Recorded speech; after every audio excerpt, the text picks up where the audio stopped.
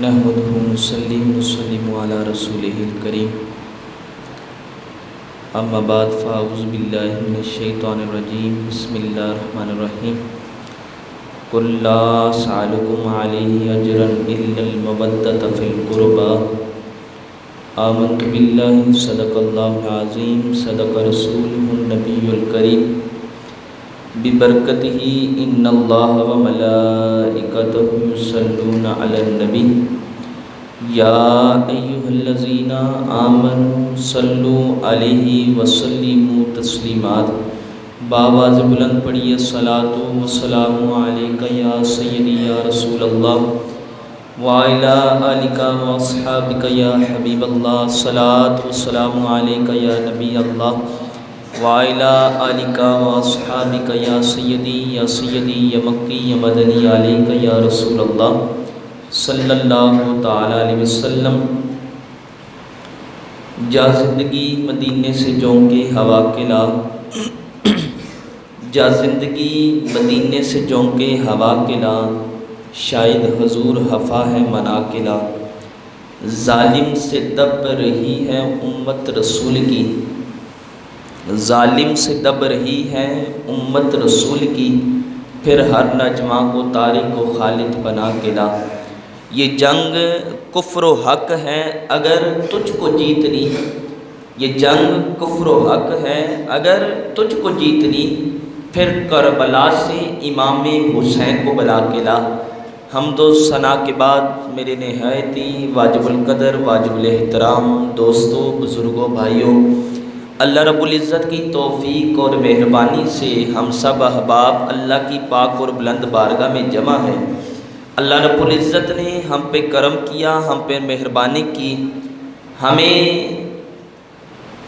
یہ خوبصورت مہینے کی لمحات بھی عطا کیے، ہم نے روزے بھی رکھے، ہم نے قرآن کی تلاوت کر کے اپنے سینوں کو منور کرنے کی کوشش کی، ہم نے رب کی رضا کے لیے جو ہو سکا کرنے کی کوشش کی ہے، اور پھر رب نے مہربانی کی ہمیں عید کا دن بھی عطا کیا۔ ہم نے عید کے دن بھی کوشش یہی رکھی کہ رب ہم سے راضی رہے اور ہم رب کو راضی کرنے کے لیے کوشاں رہے، اور آج پھر رب نے ہم پہ کرم کر دیا، ہمیں پھر ایک اور عید کا دن عطا کر دیا۔ یہ جمعے کا دن مومنوں کے لیے عید کا دن ہوتا ہے، اور رب نے ہم پہ کرم کیا، ہمیں پھر یہ سعادت نصیب فرما دی، ہمیں جمعے کا دن عطا کر دیا۔ میں نے آپ کے سامنے جو آیت کریمہ پڑھنے کا شرف حاصل کیا، مالک کائنات ارشاد فرماتا ہے قُل لَا أَسْأَلُكُمْ عَلَيْهِ أَجْرًا إِلَّا الْمَوَدَّةَ فِي الْقُرْبَى۔ فرمایا یہ آیت کا پس منظر کیا ہے؟ حضور اکرم صلی اللہ تعالی علیہ وسلم کے پاس کچھ صحابہ حاضر ہوئے۔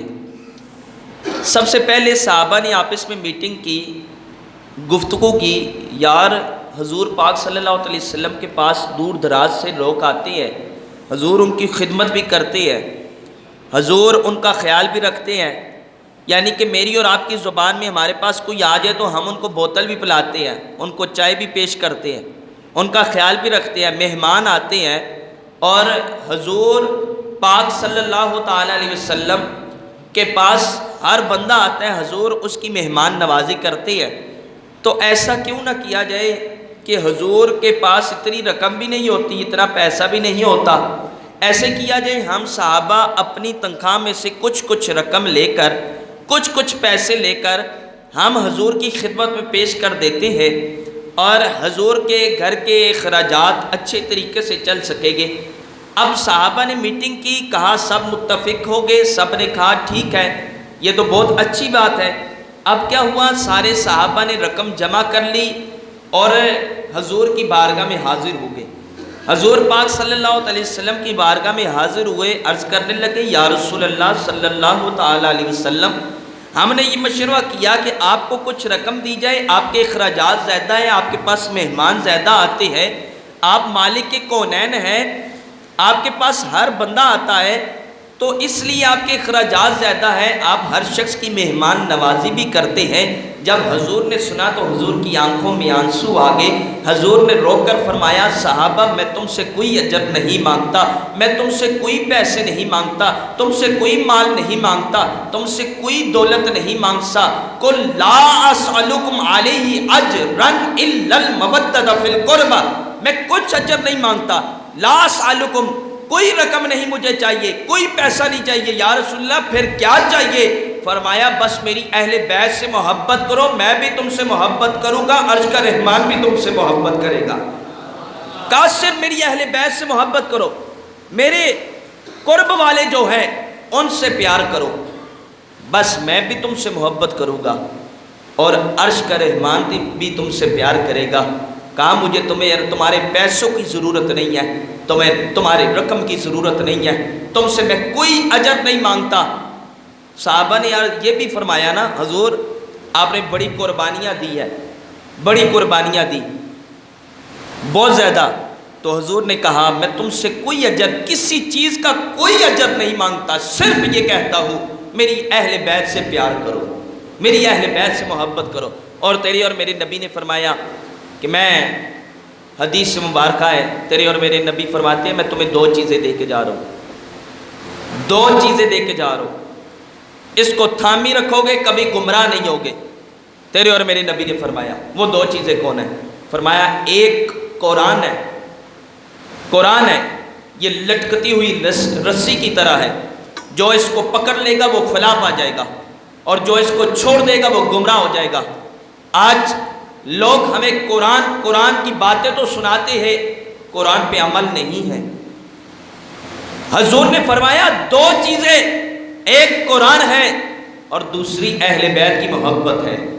تمہیں میں اہل بیت لے کے جا رہا ہوں، قرآن اہل بیت سے جدا نہیں ہو سکتا، قرآن اہل بیت سے جدا نہیں ہو سکتا، اور اہل بیت قرآن سے جدا نہیں ہو سکتا۔ فرمایا یہ دو چیزیں ہیں۔ اور پھر اس پہ عمل کر کے کس نے دکھایا؟ اس پہ عمل کر کے صحابہ نے دکھایا ہے۔ حضرت عمر فاروق رضی اللہ تعالیٰ عنہ جو قطعی جنتی ہے، جن کے جنتی ہونے میں شک نہیں ہے، آپ نے اہل بیت سے کس قدر پیار کیا؟ اگر ہم تک اہل بیت کی محبت پہنچی ہے تو وہ حضرت عمر فاروق کی وجہ سے پہنچی ہے، حضرت عمر فاروق کی وجہ سے پہنچی ہے۔ جو محبت انہوں نے کی ہے، تاریخ اٹھا کر پڑھے، اس طرح کی محبت کے واقعے ملتے ہی نہیں ہیں۔ حضرت عمر فاروق رضی اللہ تعالیٰ عنہ ایک دن کچھ وفد آپ سے ملاقات کرنے کے لیے آیا، آپ خلیفہ تھے، کوئی وفد آپ کے ملاقات کرنے آیا، تو آپ ان سے ملاقات کر رہے تھے، تو اتنے میں آپ کا بیٹا حضرت عبداللہ بن عمر تشریف لائے۔ جب وہ تشریف لائے تو آپ نے کہا بیٹا چلے جا، پتہ نہیں ہے ملاقات ہو رہی ہے، باہر انتظار کر، اور انتظار کر وہاں باہر۔ اب بیٹا باہر کھڑا ہو کے انتظار کرنے لگا کہ باپ سے اپنا بیٹا آیا، باہر کر دیا، کہا باہر انتظار کر، پتہ نہیں ہے ادھر ملاقات ہو رہی ہے۔ اب کیا ہوا، کچھ وقت گزرا، کچھ ٹائم گزرا، تو اب بیٹا باہر کھڑا ہے، اتنے میں حضرت حسن آتے ہیں۔ حضرت حسن آئے تو انہوں نے کہا کہ حضرت عمر کدھر ہے؟ فرمایا کوئی وفد آیا ہوا ہے، ان سے ملاقات کر رہے ہیں۔ کہا تم باہر کیوں کھڑے ہو؟ کہا مجھے کوئی کام تھا تو میں نے جاننا تھا تو مجھے باہر بھیج دیا گیا، تو اس وجہ سے مجھے باہر بھیج دیا گیا۔ اب کیا ہوا، حضرت عمر فاروق کا وہ بیٹا کہتا ہے آپ کس لیے آئے ہیں؟ حسن سے فرماتے ہیں، کہا میں نے ملاقات کرنی تھی، چلے کوئی بات نہیں، میں زور کے ٹائم اپنے بابا جان سے مل لوں گا، زور کے وقت مل لوں گا، اب زور کے بعد اتنا خاص کام نہیں ہے۔ حضرت عمر فاروق کے بیٹے فرماتے ہیں اگر آپ نے جانا ہے آپ چلے جائیں، آپ کو میں نہیں روکتا، آپ نے جانا ہے آپ چلے جائیں، میں آپ کو نہیں روکتا، لیکن انہوں نے کہا مجھے کوئی خاص کام نہیں ہے، میں زور کے بعد ان سے ملاقات کر لوں گا۔ اب کیا ہوا، اب حضرت حسن واپس تشریف لے گئے۔ حضرت عمر فاروق رضی اللہ تعالیٰ عنہ جب وفد چلا گیا تو کہا بیٹا کس بات سے آئے ہو، کیوں آئے تھے؟ کہا بابا جان میری بات کو چھوڑے یہ سن لیجئے کہ حضرت حسن آئے تھے. جب کہا نا حضرت حسن آئے تھے تو حضرت عمر فاروق کھڑے ہو گئے. کہا پھر کیا ہوا, تم نے واپس کر دیا؟ کہا امیر المومنین حضور والا میں نے واپس نہیں کیا, میں نے ان سے کہا تھا اگر آپ جانا چاہتے ہیں تو دروازہ کھلا ہے, میں آپ کو نہیں روک سکتا, لیکن انہوں نے کہا مجھے میں پھر مل لوں گا. حضرت عمر فاروق کی آنکھوں میں آنسو آ گئے, جوتی کو چھوڑ دیا, دوڑ لگا دی. دیکھیں اہل بیت کی محبت کیا محبت ہے, یہ صحابہ کی دہلیز سے ہمیں ملی ہے. سب سے بڑھ کر حضرت عمر فاروق نے ہمیں اہل بیت کا پیار بتایا.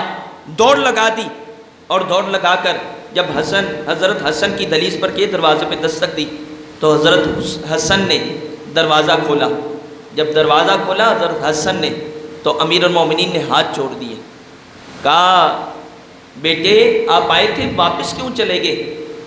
کہا امیر المومنین اتنا کوئی خاص کام نہیں تھا, بلکہ آپ کا بیٹا اپنا باہر کھڑا تھا, آپ کا اپنا ذاتی حقیقی بیٹا باہر کھڑا تھا. حضرت عمر فاروق نے جوش جذبات میں آ کر اپنے سر سے پگڑی اتار دی. اتار کر حضرت حسن فرماتے میرے قدموں میں رکھ دی اور فرمایا بیٹا تم وہ کیسی بات کرتے ہو؟ بیٹا وہ میرا بیٹا ہے, تم کس کے بیٹے ہو, تم کس کے نواسے ہو؟ کیا میرے بیٹے جیسی تمہاری ماں ہے؟ کیا جو تمہارا نواسا ہے وہ جو ہے میرے بیٹے کا نواسا ہے؟ تم کیسی بات کرتے ہو؟ بیٹا میں تو صحرا کے اندر اونٹ چلایا کرتا تھا, میں اونٹ چلایا کرتا تھا, میرا کوئی یار و مددگار نہیں تھا. یہ میرے سر کے اندر عزت کے بال جو اکے ہیں یہ آمنہ کے لال محمد مصطفیٰ کی عزت کی وجہ سے ہو گئے. کہا بیٹا مجھے معاف کر دینا. حضرت حسن کہنے لگے آپ مجھ سے بڑے ہیں, آپ امیر المومنین ہیں, مجھ سے معافی کیوں مانگتے ہیں؟ کہا حضور نے فرمایا میں تمہیں دو چیزیں دے کے جا رہا ہوں, ایک قرآن ہے, دوسری اہل بیت کا پیار ہے. میں نہیں چاہتا کہ تم آؤ اور میرے دروازے پہ کوئی بے شک بڑا کوئی وزیر ہی کیوں نہ آیا ہو تو میں یہ عمر اجازت دیتا ہے تم جب بھی آؤ تو اندر تشریف لے آنا, عمر سارے وفد کو کینسل کر دے گا, تمہاری بات کو پہلے سنے گا. یہ اہل بیت, وہ عمر حضرت عمر فاروق رضی اللہ عنہ جو عدل کے پیکر تھے, جو انصاف کے پیکر تھے, جو انصاف آپ کے گھر کی لونڈی تھی, عدل آپ کے گھر کی لونڈی تھی. کبھی بھی کسی معاملے میں بھی حضرت عمر فاروق نے بددیانتی نہیں کی, خیانت نہیں کی, بلکہ عدل کے پرچم کو بلند کیا ہے. اپنے آپ کو جو ہے ڈی گریڈ کر دیا لیکن دین کو گرنے نہیں دیا. دین کے ساتھ وفا کی ہے, قرآن کے ساتھ وفا کی ہے, اسلام کی سر بلندی کے لیے ہر ٹائم کوشاں رہے. اگر اپنا سکا بیٹا بھی ہوا تو عدل کیا. ایک دن امیر المومنین حضرت عمر فاروق رضی اللہ تعالیٰ آپ کا بیٹا جو ہے غلطی سے شراب پی کر آ گیا, اس نے شراب پی لی. شراب پی تو حضرت عمر فاروق کو کسی نے بتایا تیرے بیٹے نے شراب پی لی. حضرت عمر فاروق مسجد نبوی سے نکلے, بھاگ کر گھر گئے, بیٹے اس کو دیکھا, کہا بیٹا شراب پی ہے؟ کہا حضور غلطی ہوگی. کہا شراب پی ہے؟ کہا غلطی ہوگی ہے. کہا بیٹا میں پوچھتا ہوں شراب پی ہے؟ کہا حضور والا غلطی ہوگی ہے. کہا میں سوال کرتا ہوں تم نے شراب پی ہے؟ کہا حضور والا پی تھی, غلطی ہوگی ہے. جلادوں کو بلایا, کہا اس کو لٹا لیا جائے. حضرت عمر فاروق نے کوڑا پکڑ لیا, کوڑے مارنے شروع کیے, مارتے رہے جو ہے بیٹا نڈال ہو گیا مار کی وجہ سے. اور صحابہ عرض کرنے لگے حضور والا بقیہ کوڑے بعد میں مار لینا. کہا نہیں میں نے انصاف کرنا ہے. کوڑے مارتے رہے. بیوی نے گھر سے پیغام دیا میرے بیٹے کو چھوڑ دو, ہر کوڑے کے بدلے میں ایک اونٹ میں صدقہ کروں گی. کہا نہیں. مارتے رہے. بیوی نے پیغام بھیج دیا, کہا میرے بیٹے کو چھوڑ دو, ہر ایک کوڑے کے بدلے میں 10 غلام آزاد کروں گی. حضرت عمر فاروق نے کہا نہیں میں نے انصاف کرنا ہے, میں نے عدل کرنا ہے. جب کوڑے کی تعداد مکمل ہونے لگی بیٹا انتقال کر گیا. بیٹے کی روح پرواز کر گئی. جب بیٹے کی روح پرواز کر گئی صحابہ کی چیخیں نکل گئی, عمر آپ نے اپنے بیٹے کو مار دیا ہے۔ عمر بیٹا مر چکا ہے، بیٹا انتقال کر چکا ہے، اب عمر کو دیکھیے گا عدل کے پیکر کس قدر ہے۔ آج ہمارے بچے کا معاملہ آئے، ہمارا ذاتی معاملہ آئے، ہم عدل کو سائڈ پہ کر دیتے ہیں، لیکن وہ کیسے خلیفہ تھے جن کے گھر کی خلافت جو ہے انصاف عدل جن کے گھر کی لونڈی تھی۔ وہ عمر جب بیٹا انتقال کر گیا، بیوی گھر میں رونے لگی، اور عمر نے جب بیٹھ جاتے ہیں اور صحابہ کہنے لگے حضور والا آپ نے بیٹے کو مار دیا ہے، عمر کہتے ہیں میں نے وہی کیا جو محمد مصطفیٰ کا طریقہ ہے، میں نے عدل کیا ہے۔ اب عمر اپنے بیٹے کا سر اپنی گود میں رکھ لیا اور آنسو بہانے لگے اور کہنے لگے بیٹا میں نے عدل کیا، انصاف کیا ہے۔ جب کفن دیا، دفن کی باری آئی، عمر قبر میں اتر گئے اپنے بیٹے۔ کوئی ایسے کرتا ہے؟ کوئی ایسے معاملات ہو سکتے ہیں؟ لیکن عمر قبر میں اترے، قبر میں اتر کے اپنے بیٹے کے کان میں کچھ الفاظ کہے۔ صحابہ نے کہا اے امیر المومنین یہ تو بتائیے آخری لمحات ہے، بیٹے کے کان میں کیا کہا ہے؟ عمر کی آنکھیں چھم چھم برسنے لگی، عمر نے قبر پہ کھڑے ہو کر آنسو بہانے شروع کر دیے۔ صحابہ بار بار تکرار کرتے ہیں حضور والا کان میں کیا کہا ہے، کون سی بات کہی ہے، یہ تو بتائے کون سی بات کہی ہے۔ عمر کہتے ہیں میں نے اپنے بیٹوں کو کہا بیٹا جب قبر میں حضور آئے گے نا، جب قبر میں حضور آئے گے تو حضور کو فرما دینا عمر نے انصاف کیا ہے، عمر نے عدل کیا ہے، عمر نے انصاف کیا ہے۔ میرے بھائی وہ امیر المومنین حضرت عمر فاروق رضی اللہ تعالیٰ عنہ، میرے بھائی جو قطعی جنتی ہے، جن کے جنتی ہونے میں شک نہیں ہے۔ جب آپ خلیفہ بنے تو آپ نے رات کو سونا چھوڑ دیا، دن کو بیٹھے رہتے، اونگ آتی آپ سر کو چٹک دیتے اور کہتے دن کو سوتا ہوں تو قوم خراب ہوتی ہے، رات کو سوتا ہوں تو آخرت خراب ہوتی ہے۔ وہ خلیفہ وقت آپ رات کو مدینے کی گلیوں میں گھومتے ہیں، کیا دیکھتے ہیں؟ ایک دور دراز پر ایک خیمہ لگا ہوا ہے اور وہاں کوئی شخص جو ہے آگ بھی جلتی ہے۔ عمر اس کے پاس کے خیمے کے پاس کیا دیکھا؟ وہ نوجوان، وہ شخص لکڑیاں جمع کر رہا ہے۔ عمر کہتے ہیں نوجوان تم کہاں سے آئے ہو، یہاں تیرا کیا کام ہے؟ کہا حضور والا میں سفر میں تھا، میری بیوی جو ہے امید سے تھی، میرے بچے کی پیدائش کی ولادت کا وقت قریب آ گیا تو میں نے یہاں خیمہ لگا دیا ہے اور لکڑیاں جمع کرتا ہوں، لکڑیاں جمع کر کے آگ لگا لوں۔ تو عمر کہتے ہیں تو یہاں بیٹھ جا، لکڑیاں عمر جمع کرتا ہے۔ عمر نے لکڑیاں جمع کرنی شروع کر دی، لکڑیاں جمع کی، لکڑیاں جمع ہو گئی، عمر نے آگ لگا دی، آگ لگائی، دوڑ کر گھر گئے، ضروری اشیاء لی، لے کر وہاں رکھی، حلوہ بنایا، حلوہ بنانے کے بعد کہا کیا تو اس چیز کو پسند کرے گا کہ میری بیوی آ کر تیری زوجہ کی ہیلپ کرے، بچے کی پیدائش کا وقت قریب ہے؟ اس نے کہا ٹھیک ہے آپ بلا لیجئے۔ عمر بھاگ کر گھر گئے، اپنی بیوی سے کہا کیا تو اس چیز کو پسند کرتی ہے؟ ایک مسافر ہے، اس کے بچے کی ولادت کا وقت قریب آ چکا ہے، کیا تو اس چیز کو پسند کرتی ہے کہ تیرے ہاتھوں سے اس بچے کی پیدائش ہو جائے؟ تو اس نے کہا اس سے بڑی سعادت کیا ہو سکتی ہے، وہ بھی مسافر تو میں اس کی مدد کروں۔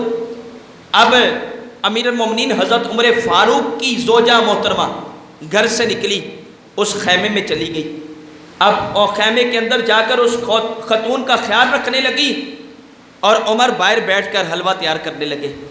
وہ مسافر پاس بیٹھا ہے، اس کو نہیں پتہ یہ خلیفہ وقت ہے، یہ امیر المومنین ہے۔ عمر حلوہ تیار کرتے ہیں، جب حلوہ تیار ہو جاتا ہے اندر سے آواز دیتی ہے آپ کی زوجہ محترمہ، کہتی ہے امیر المومنین بچے کی ولادت ہو چکی ہے۔ جب اس نوجوان نے سنا تو ٹھٹک کے کھڑا ہو گیا، اس نے کہا حضور والا آپ امیر المومنین ہیں، آپ خلیفہ وقت ہیں، مجھے معاف کر دیجئے، مجھے پتہ نہیں یہ جو اندر خیمے کے اندر ہے یہ آپ کی بیوی ہے؟ کہا ہاں میری بیوی ہے۔ اس نے قدموں میں گر گیا، امیر المومنین نے اس کو قدموں سے اٹھایا، کہا یہ جو مجھے عزت ملی ہے تو یہ محمد مصطفیٰ کے وسیلے سے ملی ہے۔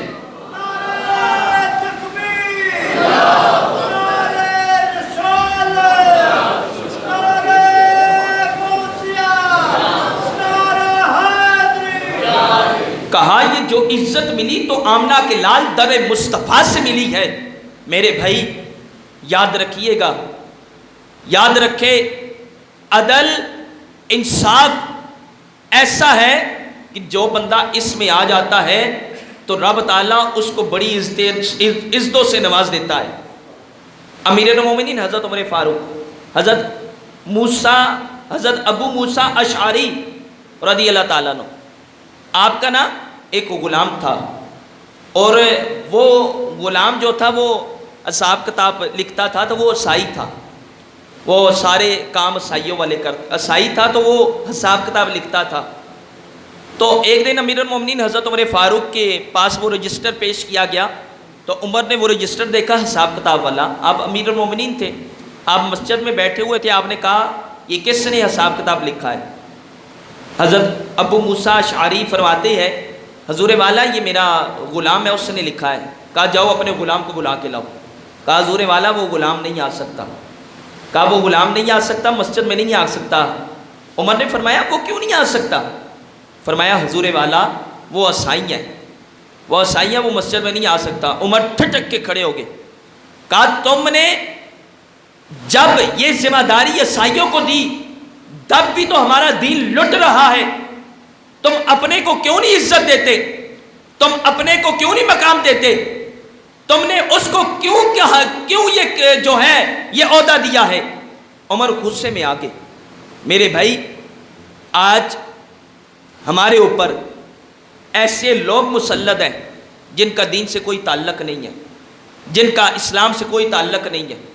آج لوگ کہتے ہیں، ہمارے حکمران بھی کہتے ہیں جی چین ہمارا دوست ہے، اگر چین اتنا دوست ہے تو وہ برما کو کیوں نہیں آزاد کرواتا؟ آج ہم نے اپنی یاریاں قرآن کیا کہتا ہے، حضور کیا فرماتے ہیں؟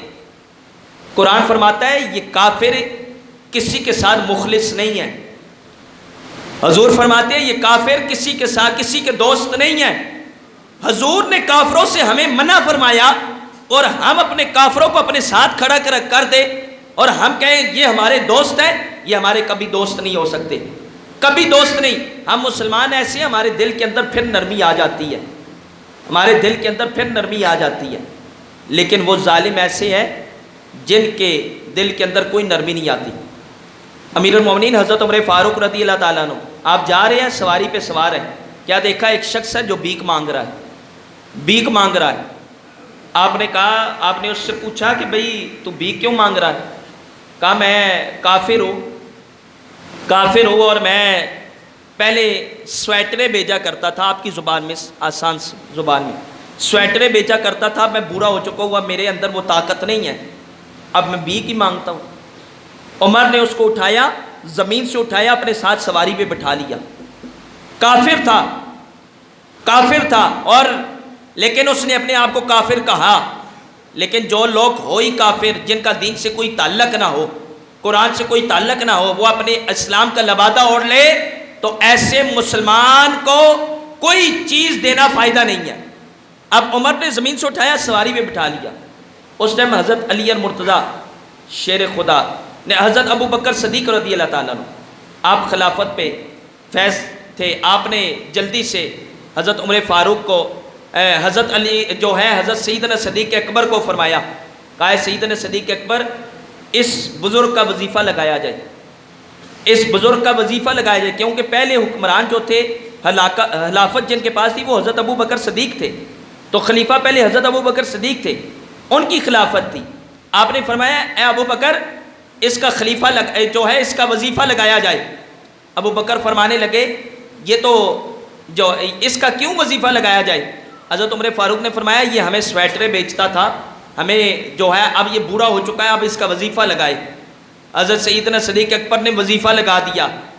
وہ کافر یہ ادا دیکھ کر وہ کہتا ہے وظیفے کی بات تو بعد میں ہوگی، پہلے مجھے حضور کا کلمہ پڑھا کے مسلمان کر دیجئے۔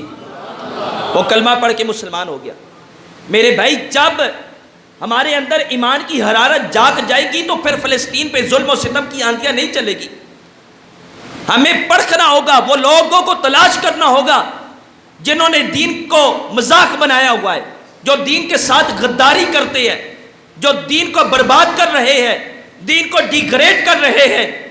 آج دین کا لبادہ اوڑھ کر کبھی ہمارے معصوم بچوں کے سینوں میں گولیاں ڈالی جاتی ہے، کبھی برما کے اندر معصوم بچیوں کے ساتھ ظلم کا نشانہ بنا دیا جاتا ہے۔ یہ کون سے لوگ ہیں؟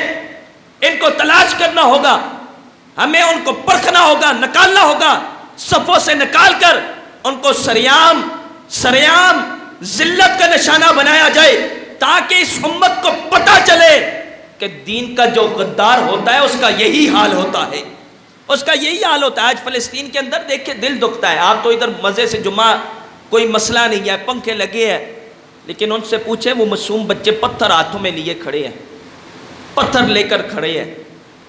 آج ان کا کوئی آسرا نہیں۔ کبھی وہ آسمان کی طرف رخ کرتے ہیں، کبھی مدینے کی طرف رخ کر دیتے ہیں، کبھی مدینے کی طرف رخ کرتے ہیں۔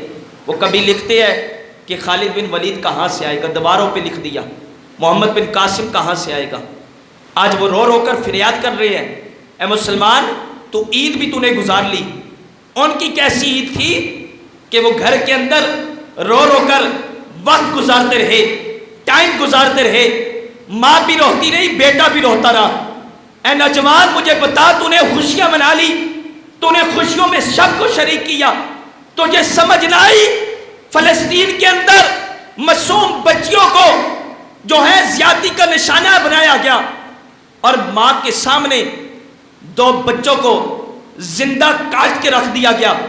اے نوجوان مجھے بتا، اے شخص مجھے بتا، تو جس کا غلام ہے، میں جس کا غلام ہوں۔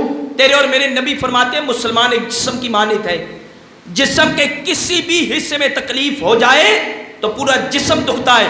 اگر فلسطین کے اندر ظلم کی داستان رقم ہو، تجھے تکلیف نہ ہو، تو مجھے بتا یہ مسلمانی کیسی ہے؟ مجھے بتا یہ مسلمان کا حق تو نے ادا کیا تو ان کی محبت میں آواز نہ اٹھا سکا، ان کی محبت میں آنسو نہ بہا سکا، ان کی محبت میں نماز پڑھ کے ان کے لیے دعا نہ کر سکا؟ یہ کیسی غلامی ہے؟ یہ کیسی محبت ہے؟ میرے بھائی یہ ساری طاقت اسلام سے وابستہ ہے، اسلام سے وابستہ ہے۔ آج اگر ہم اپنے اندر ایمان کی طاقت کو دوبالا کر لیں، اپنے اندر دوبارہ ایمان کی چنگاری کو جلا لیں، حجروں کو چھوڑ دیں، چوکوں کو چھوڑ دیں، گندی چیزوں کو چھوڑ دیں، فلموں سے دور ہو جائے، گانوں سے دور ہو جائے۔ کافر تو چاہتا ہی یہی ہے کہ یہ مسلمان موبائل میں پیوست ہو جائے، یہ گانے سننے والا بن جائے، یہ فلمیں دیکھنے والا بن جائے۔ یہ کہتے ہیں جی اور بس خبراں جو ویکھنے پہ ہیں، کوئی ایسی گل نہیں، خبر ویکھ رہے ہیں تو اتنے کوئی ڈرامہ لگ گیا تو اس سے نظر پہ گئی۔ میرے بھائی وہ تو کافر تو یہی چاہتا ہے، یہی چاہتا ہے کہ اس کو مسلمان کو کسی طرح برباد کر دیا جائے۔ آج مسلمان ادھر فلسطین کے اندر ظلم کی داستان رقم ہو رہی ہے، ادھر ہمارا نوجوان عید کے دن فلم دیکھ رہا ہے، عید کے دن وسیار دیکھ رہا ہے، عید کے دن جو ہے گناہ کے اڈوں پہ مشغول ہے۔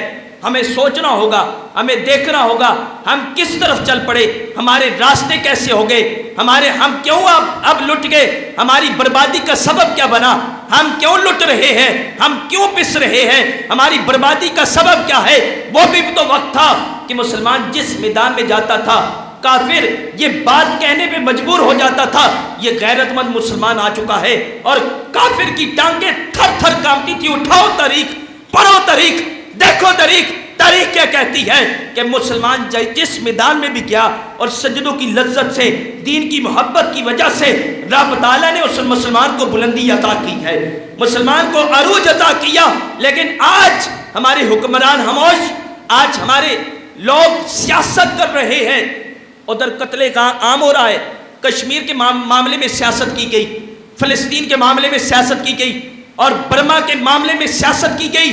اور حکمرانوں یاد رکھو اللہ کی لاٹھی بڑی بے آواز ہے، اس وقت سے ڈرو جب لاٹھی تمہارے سر پہ آ کے لگے گی اور تمہیں پتہ چل جائے گا کہ کسی غریب کے کس کا مذاق اڑانا، کسی ظلم کا مذاق اڑانا کتنا بھیانک جرم ہوتا ہے۔ اس وقت سے ڈرو، اور ابھی بھی وقت ہے، اپنے دل کے اندر، اپنے سینے کے اندر ایمان کی حرارت کو پیدا کر لو، تو وہ وقت دور نہیں ہے، یہ کافر بھی تمہارے قدم چومنے پہ مجبور ہو جائیں گے، یہ کافر بھی تمہارے قدم چومیں گے۔ ہم پرامن لوگ ہیں، ہمارا ایک روزہ بھی ضائع کیا گیا۔ لوگ پتہ ہے کیا کہتے ہیں؟ لوگ کہتے ہیں جی مولانا صاحب آپ نے ویسے اعتکاف پہ لوگوں کو بٹھا لیا ہے، ویسے آپ نے روزہ رکھانے کی تلقین کر دی ہے۔ میرے بھائیوں یاد رکھنا، ہم نے اپنا فرض پورا کر دیا، جس نے رکھنا تھا وہ رکھے، ہم نے کسی پہ سختی نہیں کی، لیکن یاد رکھیں قیامت کا دن ہوا، ہمیں یہ کوئی نہیں کہہ سکتا کہ ہمیں مولوی نے بتایا نہیں تھا، ہمیں سمجھایا نہیں تھا۔ ہمارا کام تھا سمجھانا، ہمارا کام تھا بتانا، ہم نے بتا دیا کہ روزہ کی ایک کی قضا ہے، اگلے رمضان سے پہلے ایک روزے کی قضا ہوگی۔ مفتیان کرام نے ہمیں بتایا، ہم نے آپ تک بات پہنچا دی، اگلے رمضان سے پہلے ایک روزے کی قضا کرنی ہوگی، اور جو اعتکاف والے ہیں، متقف حضرات ہیں، وہ ایک دن کا اعتکاف کریں گے۔ جن لوگوں نے اعتکاف کر لیا واپس آگے، اللہ تعالیٰ ان کو عزت عطا فرمائے، اور جنہوں نے نہیں کیا ہم ان سے اپیل کرتے ہیں آپ اعتکاف کریں ایک دن کا، اور روزہ بھی ایک دن کا رکھیں۔ یہ دین ہے، یہ اسلام ہے، یہ چوروں ڈاکو لٹیروں کا دین نہیں ہے، یہ دین کسی کا محتاج نہیں ہے۔ میرے بھائی یہ دین ہمارا بڑا ہی نفیس دین ہے، اس دین کے پیچھے تیرے نبی نے پتھر کھائے ہیں، تیرے اور میرے نبی پہ جو ہے اوجریہ پھینکی گئی، تو آج اتنا دین کو ہلکا سمجھ لیا جائے؟ اتنا ہلکا مولانا صاحب نہیں، ایسی بات نہیں ہے، وہ بیٹھے ہیں، ان کو کچھ نہیں پتا موسمیات والوں کو۔ میرے بھائی دین ہر چیز کو لے کے چلتا ہے، لیکن دین کو کوئی عزت دینے والا ہو، دین کے ساتھ کوئی وابستہ رہنے والا ہو، دین کے ساتھ کوئی وفا کرنے والا ہو، تو پھر دین کی بات سمجھ آتی ہے، پھر قرآن کی بات سمجھ آتی ہے۔ ہم نے وفا کی کافروں کے ساتھ، ہم نے وفا کی دوستوں کے ساتھ، اور لوگوں سے وفا کرتے رہے، آج تک ہم نے دین کے ساتھ کوئی وفا نہیں کی۔ آج کہا جائے کہ دین کے لیے قربانی پیش کرنی ہے تو ہر بندہ گھر کی زینت بنے گا، گھر کی زینت بنے گا۔ میرے بھائی اس لیے ضرورت اس چیز کی ہے کہ حضور نے فرمایا میں تمہیں دو چیزیں دے کے جا رہا ہوں، ایک قرآن، ایک اہل بیت کی محبت، ان دونوں کو پکڑی رکھو گے کبھی گمراہ نہیں ہوگے۔ ایک قرآن ہے، اس سے وابستہ ہو جاؤ، اس سے فیض جو ہے حاصل کرو۔ دوسرا اہل بیت کی محبت ہے، اللہ تعالیٰ ہمیں قرآن کی بھی محبت عطا فرمائے اور اہل بیت کی بھی محبت عطا فرمائے۔ جتنے احباب آئے اللہ تعالیٰ